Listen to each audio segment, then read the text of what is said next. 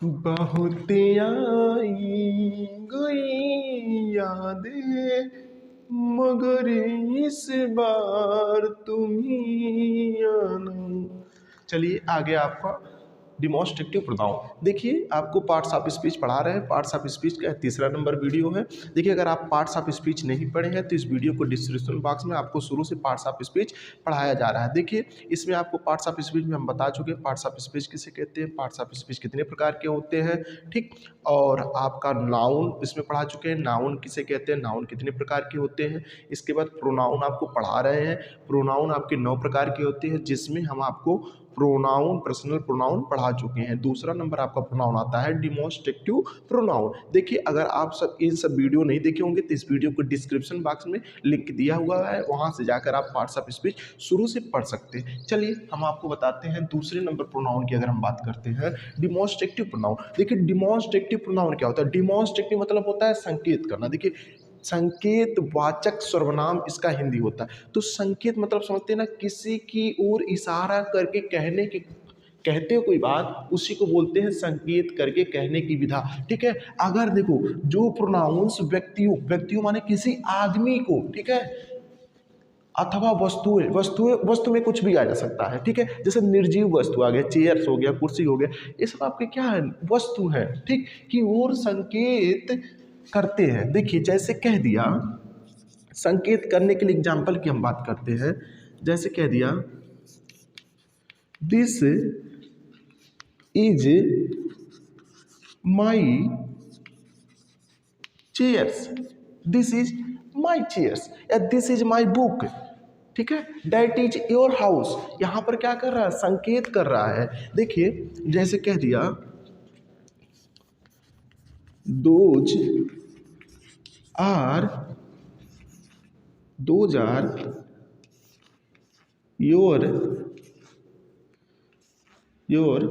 Book, those are your books, those are your books. अब यहाँ पर समझिएगा आप लोग थोड़ा सा, क्योंकि देखिए यहाँ पर दोज के साथ आर का प्रयोग किया गया, क्योंकि भी बताएंगे सिंगुलर क्या है प्लूरल क्या है, इसी के लिए प्रयोग किया गया है। यहाँ पर क्या हुआ है कि आपका यहाँ दिस, दोज, इसके बाद डैट, देखिए डैट, दिस, ये सब क्या है, संकेत करने वाले वर्ड है। अगर किसी की ओर संकेत करके कोई चीज बताते हैं, ठीक।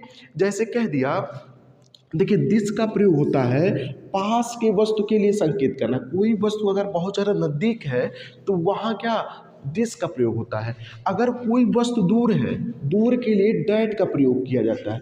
डैट इज योर हाउस, मतलब वह आपका घर है, ठीक है। तो वह चीज़ क्या है, वस्तु दूर है। जैसे कह दिया गया दिस इज माई बुक, मतलब मेरी, यह मेरी किताब है, तो किताब क्या है, पास में है। तो देखिए अगर दिस इज, देखिए डैट इज योर हाउस, तो हाउस क्या है, दूर है, घर आपका दूर है, ठीक है। दूर से आप इशारा कर रहे हैं, तो दूर की वस्तु के लिए डैट का प्रयोग किया जाता है, और नज़दीक की वस्तु के लिए हम दिस का प्रयोग करते हैं। जैसे कह दिया this is my book, this is my books, ठीक, या माई बुक, ठीक। देखिए दिस इज माई बुक्स। अब देखिए यहाँ पर क्या, किताबें पास में है, इसलिए क्या किया गया है, दिस का प्रयोग किया गया है। और घर थोड़ा आप दूर पढ़ रहा है, दूर से इशारा कर रहे हैं, इसलिए डैट का प्रयोग किया गया, ठीक है। डैट के लिए दूर का प्रयोग, दूर के लिए डैट का प्रयोग किया जाता है, दिस के लिए पास, जो कोई वस्तु पास में होता है तो वहाँ दिस का प्रयोग होता है। तो अब समझिएगा आपकी जो संकेत करने वाले वर्ड होते हैं, एक होता है डैट, दूसरा होता है दिस, तीसरा आपका हो जाएगा दोज, और चौथा आपका होता है दीज। ये 4 वर्ड आपकी हैं जो संकेत करके कोई चीज को बताते हैं, कोई वस्तु को और संकेत करते हैं। मुख्य रूप से यही 4 प्रोनाउंस आपके हैं। चलिए अब हम आपको बताते हैं आगे कि इसमें कैसे आप पहचानोगे कि आपका डिमॉन्स्ट्रेटिव प्रोनाउन है या डिमॉन्स्ट्रेटिव एडजेक्टिव है। अब 2 चीज़ें आपकी होती हैं, जैसे आप समझ गए संकेत करने वाले वर्ड कौन कौन से होते हैं, 4 वर्ड है। देखिए जैसे या तो दिस आएगा सब्जेक्ट के रूप में, या तो डैट आएगा, या तो दीज आएगा, या तो दो जाएगा। आपके 4 वर्ड ही मुख्य रूप से आते हैं संकेत करने के लिए। अगर इसके साथ इसके साथ कोई नाउन का प्रयोग नहीं किया जा रहा है, मतलब किसी हेल्पिंग वर्ब, कोई हेल्पिंग वर्ब आ गया, ठीक, एक्सिलरी वर्ब आ गया, तो अब आपका हो जाएगा यह, अगर एक्सिलरी वर्ब आ जा रहा है तब आपका हो जाएगा यह डिमॉन्स्ट्रेटिव प्रोनाउन, तब यहाँ होगा आपका डिमॉन्स्ट्रेटिव प्रोनाउन। समझ में आया? लेकिन यहाँ पर एक चीज़ आपको नोट में ध्यान रखना होगा, दिस मतलब डैट, दिस, दीज और दोज के साथ, दोज के साथ अगर किसी नाउन का प्रयोग किया जा रहा है, किसी नाउन का प्रयोग आ गया, मतलब इसके तुरंत बाद किसी नाउन का प्रयोग आ गया, तब वहाँ पर डिमॉन्स्ट्रेटिव प्रोनाउन आपका नहीं होगा, तो वहाँ हो जाएगा आपका डिमॉन्स्ट्रेटिव एडजेक्टिव हो जाएगा। एडजेक्टिव आपको पढ़ाए है ना, देखो डिमॉन्स्ट्रेटिव एडजेक्टिव हो जाएगा, ठीक। आगे देखो कैसे होगा, एग्जाम्पल में आपको बताता हूँ।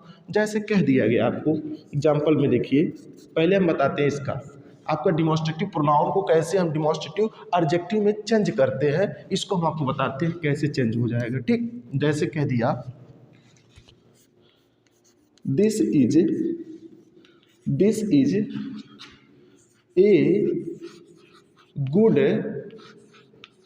Book, this is a good book. तो अब देखिए यह आपका दिस के बाद क्या हो गया है, इज का प्रयोग किया गया, हेल्पिंग वर्ब आ गया, देखिए यहाँ पर हेल्पिंग वर्ब आ गया, ठीक।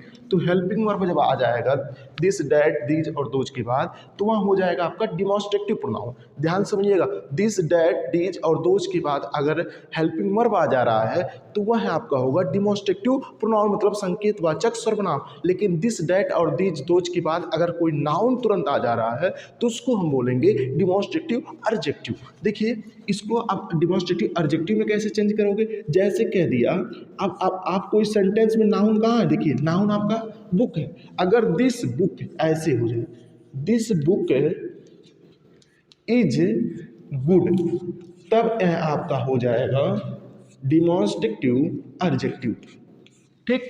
ऐसा समझ में? अगर दिस के बाद तुरंत नाउन का प्रयोग हुआ कि नहीं हुआ, दिस के बाद तुरंत नाउन आ गया, इसलिए यह हो जाएगा आपका डिमॉन्स्ट्रेटिव एडजेक्टिव। इतना बात आपको नोट में रखना होगा, ध्यान में रखना होगा, ठीक है, कि अगर दिस और डैट के बाद तुरंत आपका नाउन आ जा रहा है तो डिमॉन्स्ट्रेटिव एडजेक्टिव होगा, और दिस और डैट, दीज के बाद अगर हेल्पिंग वर्ब आ जा रहा है उसके बाद सेंटेंस है तो वह होगा डिमॉन्स्ट्रेटिव प्रोनाउन, ठीक। यहाँ पर आपका डिमॉन्स्ट्रेटिव प्रोनाउन कंप्लीट होता है, ठीक। धन्यवाद।